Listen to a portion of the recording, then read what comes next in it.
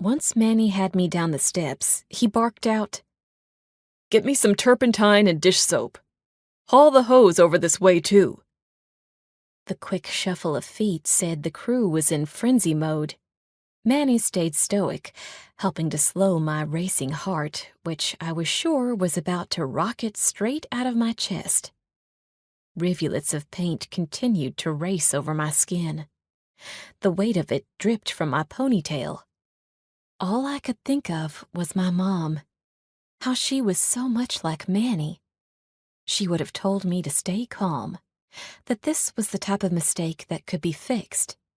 My stomach clenched at the thought that I couldn't go to her after this, be soothed by her positive attitude that seemed to make any shit-tastic situation actually bearable. Manny used turpentine and then soap and water to scrub the paint off my head and face.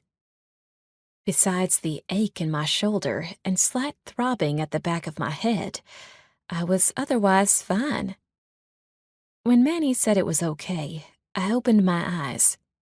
He tried to smile, cheer me up in his own small way. I could only manage a shrug, using all my willpower not to crumble in front of the entire crew, who'd formed a semicircle around me. Their eyes clouded with worry. Lauren, on the other hand, refused to look at me.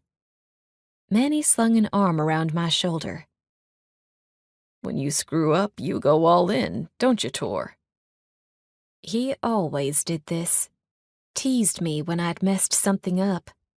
It was meant to make me feel better, let go of whatever stupid thing I'd done. But after what just happened in the kitchen, that was impossible. "I'm very sorry, Manny. How bad is it?" "Don't worry. We'll clean up the mess. Get back to work like we always do." He gave me a reassuring glance that didn't quite reach his eyes. I knew it. It was worse than he was admitting. He walked in the direction of where Lauren stood next to one of the production assistants. The tight line of her shoulders warned she was at a breaking point.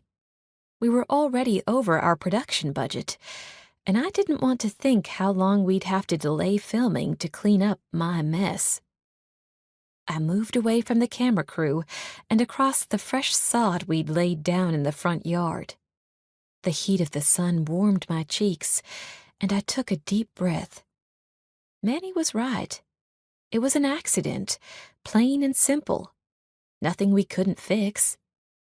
It wouldn't be until days later I'd learned the true fallout of my mistake, thanks to a viral video uploaded to YouTube.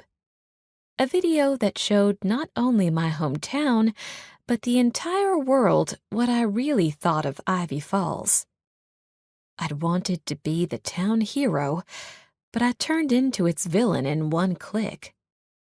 So much for my freaking win.